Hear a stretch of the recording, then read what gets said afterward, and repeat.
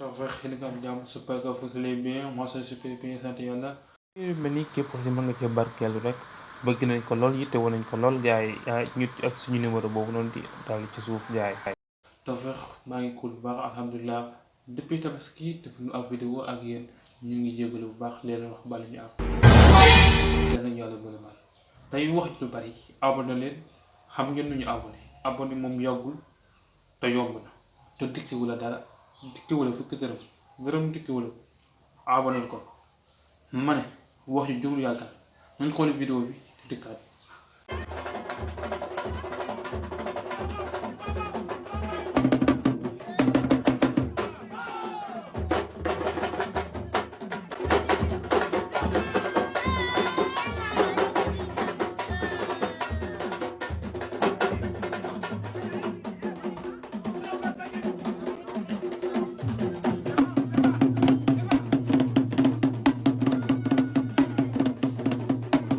xoolal ma lii rek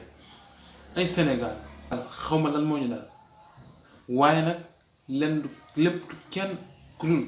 Mia Guissé ndax moo yóbbu yaayam Màkka waaye yaayam bu demee bu dikk ci lii moom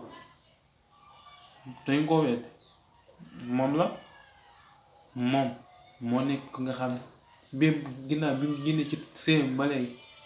dafa mel ni kuñ yeewul moo yeewee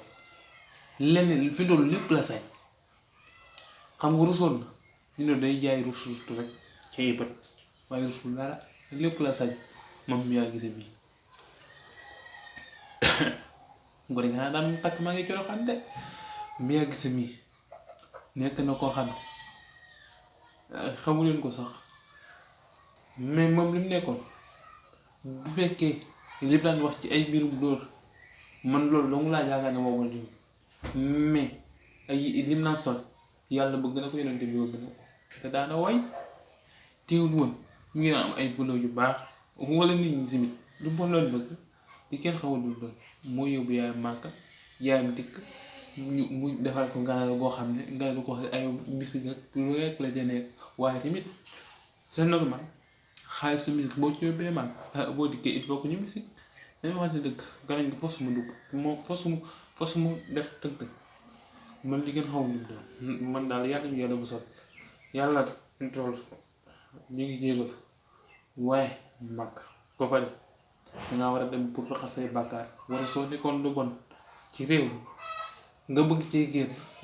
dem fa après nga wàcc nga jël ko yàlla raxasal say bàkkaar yépp bàkkee li nga nekkoon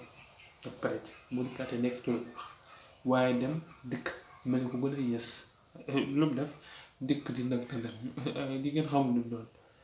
Sénégal daal màkk dañ koy foowe màkk ci ponk lislaam yi la bokk màkk du sunna farata la ci ki ka man waaw képp ko xas yi mën na ko abul sàccul xas du koo leew du koo ñàq dem defe ko kooku mën na ngaa def yow it yóbbu ko say màkk baax na